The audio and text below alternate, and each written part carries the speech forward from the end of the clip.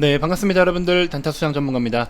자, 우리 오늘 카카오는 그래도 약세장임에도 불구하고 시세는 현재 녹화 기준으로 한 2% 정도 이렇게 상승은 좀 보여주고 있는데요.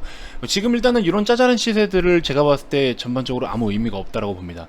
일단 저도 여러 가지 시장 분석을 하고 다양한 통계 데이터들을 이제 살펴보고 하는데 특별하게 뭔가 의미있게 이거를 조심해라 라고 말하는 거는 아직까지는 없어요. 시장에 노출된 그런 내용은 아직까지 특별한 거는 없는데, 일단 삼성전자 하이닉스를 기준 삼아 가지고 지금 외국인들도 대량 매도를 퍼붓고 있는 상황인데, 디램 가격 뭐 5% 정도 다운될 것이라는 내용들 때문에 여러가지 하락을 좀 불러일으키고 있고, 그로 인해서 국내 증시도 전반적으로 반도체 소부장 종목들까지 포함해서도 굉장히 좀 많이 큰 폭의 하락을 보여주고는 있습니다.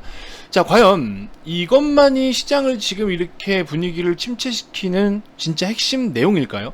항상 이런 생각을 해요. 어떠한 변동성을 불러일으키거나 어떠한 내용으로 인해서 급등을 보이거나 급락을 보이거나 할 때는 그냥 그 내용만 보는 게 아니에요.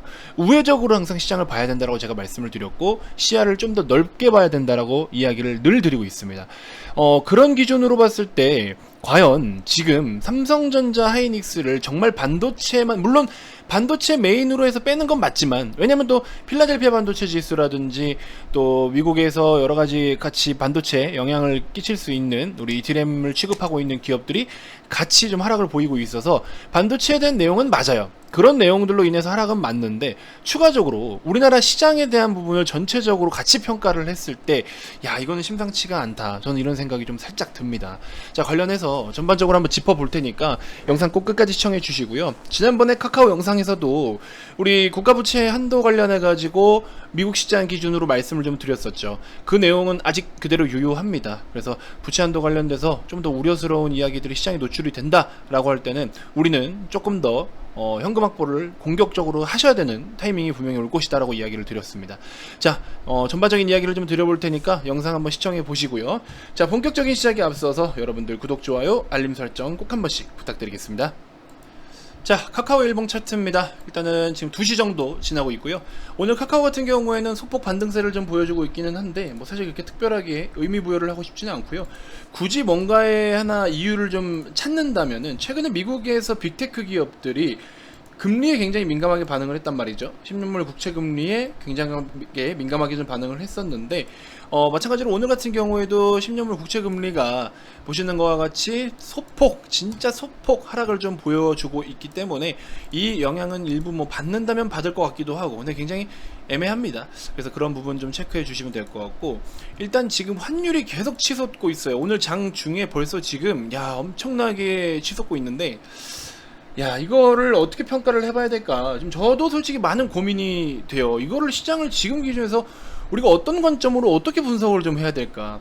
그러자니 다 팔아먹고서 현금화할 만한 그런 정도 극단적인 수준까지는 아닌 것 같고, 일단 반도체를 메인으로 해서 빠지긴 빠지는데, 이거 어떻게 평가를 해야 되나? 저도 정말 많은 고민을 좀 해봤는데, 몇 가지가 저의 의견을 한번 말씀을 좀 드려볼게요. 그냥 간단하게 참고만 좀 해보시고, 시장을 바라보거나 이 시장의 흐름에 따른 전략적인 부분은 모두 다 의견이 좀 다릅니다. 모든 전문가 분들이 바라보고 있는 의견이 다 다르기 때문에 제 말이 100% 정답이다, 이거는 아니지만 간단하게 좀 체크를 해 드릴게요. 자, 첫 번째로 우리 일단은 삼성전자 하이닉스의 조정을 면치 못하는 첫 번째 이유는 뭡니까? 어찌됐건 이야기가 나오고 있는 거는 디램 가격이잖아요. 디램 가격이나 가격이 좀 떨어질 것이라는 요런, 그렇죠, 가격 변동이라고 일단 이야기를 해볼게요. 그래서 요 부분이고, 두 번째는 필라델피아, 그렇죠, 필라델피아 반도체 지수. 어차피 필라델피아 반도체 지수는 또 관련된 미국 반도체 기업들로 인해서 구성이 되어 있기 때문에 반도체 기업들 주가 동향과 유사한 게 아니라 거기서부터 파생되는 거잖아요. 자, 일단은 디램 가격 변동에 대해서 우리가 먼저 이야기를 좀 해보자면은, 반도체 시장이 전체적으로 지금 호황기다, 슈퍼사이클이다 라고 이야기를 한 게, 결국에 수요는 폭증을 하면서 그러고서 공급은 지금 제한적이었잖아요. 공급량은 이미 정해져 있는 수준에서 공급을 할 수밖에 없는 거고, 왜? 아니 생산할 수 있는 건 정해져 있잖아요. 솔직히 맥스로 다 풀로 돌린다고 해도. 그래서 생산에 대해서는 아직 일단 그대로인데 공급은 그대로인데 수요가 폭증을 해버렸다. 그래서 공급에 대해서 확대를 해야 되는 상황인 거잖아요. 공급 확대를 해야 되는 거고, 결국에 수요와 공급의 이 이격이 괴리가 커지면 커질수록 수요가 많아지면서 공급량은 늘어나지 않으면은 가격이 당연히 늘어날 수밖에 없고, 반대로 수요는 적은데 공급이 많아지면 가격은 다운되는 거잖아요. 모든 가격의 기본적인 원리가 바로 수요와 공급에서 파생이 되는데, 그러면 지금 상황에서 봤을 때 반도체 같은 경우에 어때요? 차량용도 마찬가지고 우리 뭐 로봇 산업 쪽도 마찬가지고 정말 많은 곳에 지금 반도체가 쓰이고 있고 또 필요로 해요. 그렇기 때문에 반도체에 대한 전반적인 수요는 계속 급증을 보일 텐데, 수요는 계속해서 늘어나는데 공급은 아직까지는 부족합니다. 자, 그리고 반도체를 오더를 넣어가지고 받을 수 있는 그 시간이 수개월이 걸려요. 그러면 어떻게 해야 됩니까? 그러면은 오더를 갖다가 지금 하나 넣어놨을 때 막 5, 6개월씩 걸려. 내가 오더를 넣었는데 주문을 했는데 5, 6개월씩 걸려요. 그럼 어떻게 해야 돼? 5, 6개월치 내가 그 공백 기간 5, 6개월치를 오더를 다 넣어놔야 되겠죠. 그러니까 오더 또한 수요도 폭증을 했지만 주문량, 오더량 또한 폭증을 보였습니다. 그래서 내가 평소에, 우리 회사에서 평소에 필요한 게, 예를 들어서 평소 필요한 게 100개다 라고 했을 때는 이 기간을 감안해 가지고 5배에서 6배로 오더를 넣게 됩니다. 그쵸? 그러니까 당연히 또 주문량이 폭증하고 하다 보니까 가격 경쟁이 심화가 되고, 이러다 보니까 자연스럽게 당연하게 반도체 가격이 계속 폭증을 보였습니다. 그래서 이 공급에 대한 부분이 해소가 되기 전까지는 계속해서 이런 변동을 좀 불러일으킬 거다라는 시장의 평가가 있었고, 결국에 공급량을 이제 증가시키는 데 있어서는 단기간에 해소될 수 있는 내용은 아니잖아요. 설비 투자해서 또 시설을 대폭 좀 늘리고 공장 짓고 뭐 테스트하고 하는데 얼마나 오랜 시간이 걸려요. 단기간에 나타날 수 있는 일이 아니란 말이죠. 그렇기 때문에 이런 오더를 통해서 우리가 일시적인 가격 변동이 좀 크게 좀 발생을 했었던 건데, 그러면 지금 이제 여기서 시장에서 평가하고 있는 게 지금 또 뭐냐, 결국에 이런 내용을 해소할 수 있는 거는 어쨌든 수요와 공급을 해소를 해야 되고 공급량을 늘려야 되는 상황이에요. 결국에는 수요를 줄일 수는 없잖아. 경기가 지금 정상적으로 성장을 하고 있고 산업의 변화가 일으키고 있고 여러가지 신사업들도 계속해서 활기를 불어넣고 있는 상황에서 수요를 죽여버릴 수는 없잖아요. 이거는 경기 전체에다가 데미지를 주는 거니까 수요는 늘어날수록 좋은 거예요. 그만큼 경제가 살아나고 있다라고 볼 수 있는 거니까 산업이 어떤 확산세를 이어가고 있고 전반적으로 좋은 내용이다라는 건데, 중요한 거는 수요는 줄일 수 없어요. 그럼 결국 공급량을 늘려야 돼요. 근데 이번에 SK 하이닉스 쪽에서도 투자 내용이 좀 있었죠. 그래서 삼성전자와 하이닉스가 두 개를 제가 묶어서 삼성닉스라고 이야기를 하는데, 삼성전자와 하이닉스가 투자 소식이 있었습니다. 그리고 삼성전자 같은 경우에 이재용 부회장이 이제 나오시면 뭐 완전 출소는 아니지만 저기 뭡니까, 사면도 아니고 저기 가석방이잖아요. 나오시면은 아마 대규모 M&A라든지 또 대규모 투자에 대해서, 캐파 증설에 대해서 분명히 이야기가 나올 것이다. 지금 상황은 안 할 수가 없다라고 지금 시장에서 평가를 하고 있고, 그런 내용으로 인해서 8월 한 3일 4일 동안 또 삼성전자랑 하이닉스를 외국인도 대폭 사들였는데 지금 또 다시 다 패대기 치고 있잖아요. 이게 되게 웃긴 게, 투자에 대한 부분을, 투자 증설에 대한 캐파 확대에 대한 기대감으로 갖다가 주가를 올려놓고서, 아니다, 오히려 투자를 늘리면 공급량을 확대시켜버리면 반도체 가격이 떨어진다, 뭐 그것도 맞는 말이에요. 공급을 갖다가 해소시켜버리면 수요가 많은 상황에서 공급이 적기 때문에 가격이 비싸다라고 했죠. 근데 반대로 수요는 계속 늘어나는데 공급이 좀 뒷받침이 되어줘. 그럼 가격 어떻게 돼요? 가격이 좀 안정화되겠죠. 지금은 어느 정도 거품이 껴있는데 가격이 좀 안정화되어 있겠죠. 그러면은 증설이 돼서 공급이 늘어나면은 반도체를 생산도 좀 더 빨라질 것이고 생산 물량도 많아질 것이고, 기업들이 그 반도체를 최종적으로 구입해서 우리 회사로 들어오는 그 기간도 짧아질 것이고, 그럼 여기 지금 문제가 됐던 부분을 싹 다 해소가 되니까 가격도 적정 수준에서 안정권으로 될 것이고, 그러면 그 가격이 결국에 지금은 약간 오버해서 프리미엄을 받아서 올라온 이 가격대가 어떻게 됩니까? 다운이 될 수밖에 없겠죠. 당연히 이거는 자연스러운 현상인데, 이걸로 인해서 이제 그동안은 너무나 기대가 많이 쏠리기도 했었고, 삼성전자, 하이닉스 반도체 슈퍼호황기다 해가지고 반도체 가격 막 엄청 치솟고 있고 이런 상황을 계속 들이밀었는데, 결국에 최근에 삼성전자도 결국에는 목표 주가를 낮출 수밖에 없었던 이유가 뭐였어요? 삼성전자 목표 주가 낮출 수 있었던 이유가 뭐였습니까? 반도체 이거 공급이 어느 정도 해소되면은 정점을 좀 지날 것이다, 앞으로 실적이 좀 꺾일 수 있다, 기존에 우리가 목표 잡았던 것보다는 거품을 좀 걷어내야 된다, 이런 의견들이 많았어요. 그 결국 그 내용이 지금 여기서 나오는 겁니다. 좋은 건 좋은 건데 그 좋은 게 또 좋지 않다라고 평가를 하고 있는 거예요. 제 개인적인 생각은 그럽니다. 결국에는 그거 같아요. 제가 아까 중간에 말씀드렸다시피 수요가 늘어나냐 안 늘어나냐, 수요는 계속 증가를 하는 추세예요. 지금 현재 이 산업이. 특히나 뭐 전기차, 차량용만 해도.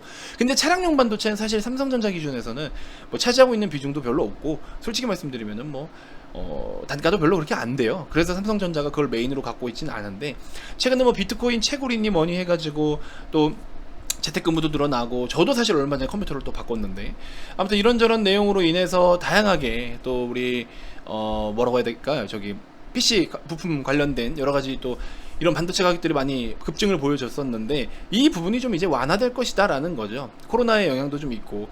그래서 이러쿵 저러쿵 다양한 내용들로 인해서 급격하게 기대감을 심어놨던 것들이 급격하게 소멸되고 있고 제자리를 찾아가고 있다는 건데, 이거는 이 산업이 꺾이는 게 아니고, 꺾여서 다시 밑으로 곤두박질 치는 게 아니고, 어느 정도는 수요는 계속 늘어날 것이지만 공급까지 늘어나기 때문에 좀 밸런스 있게 안정적으로 튼튼하게 이 산업이 커갈 수 있다, 저는 이렇게 생각을 해요. 그래서 오히려 삼성전자, 하이닉스 아직까지는 더 빠지긴 빠져야 돼요.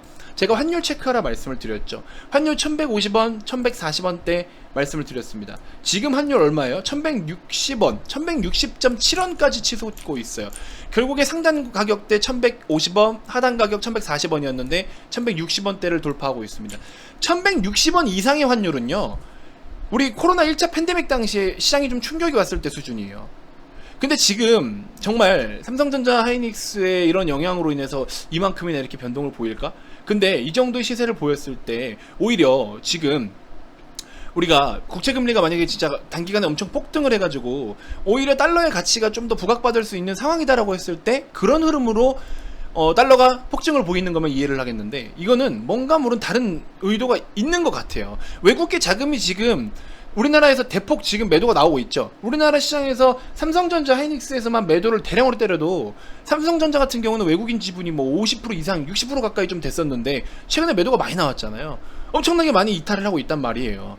그러면 제가 봤을 때는 반도체를 핑계 삼아서 뭔가 모르게 뭐 아시아 주요국이 됐든 신흥국이 됐든 우리나라 국내 증시가 됐든 뭔가 모르게 자금을 지금 반도체 핑계 삼아 빼고 있는 건 아닌가, 이 생각을 저는 조금 해봐요. 이 생각을. 그래서 이거는 개인적인 생각인데, 이거에 대한 이유가 무엇일까를 아직 정확하게 찾진 못했습니다. 그래서 그 부분에 대해서 제가 또 분석을 해서 내용이 나오면 또 언급을 좀 드리겠지만, 그래서 솔직히 말씀드리면 카카오 영상에서 지금 다른 얘기를 해서 너무 죄송하지만요, 이게 시장의 전체적인 분위기를 이야기하는 겁니다. 삼성전자, 하이닉스만 짚어서 이야기를 하는 게 아니고요, 시장의 전반적인 흐름을 이야기하는 거예요. 그리고 카카오의 시세는, 오늘 기준의 카카오의 시세는 금리에 대한 어떤 안정적인 베이스의 영향을 좀 받은 것 같고, 또 하나 걸림돌이 되는 거는 JP모건이 지금 좀 들어오고 있는 게 저는 좀 찝찝하고, 그냥 JP모건은 이제 좀 지금 현재 시장에서 자꾸 저는 좀 피하는 수급원이긴 합니다. 그래서 그런 내용들 좀 체크해 주시면 될 것 같고, 결국에는 뭐냐면은 지금 시장 솔직히 말씀드리면요, 제가 말씀드렸다시피 수류탄 안전핀 딱 빼죠. 남성분들 수류탄 던져보신 분들 아시죠?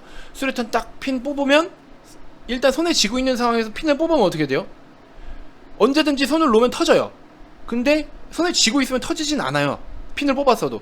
딱 지금 그런 상황이에요. 핀은 뽑았어.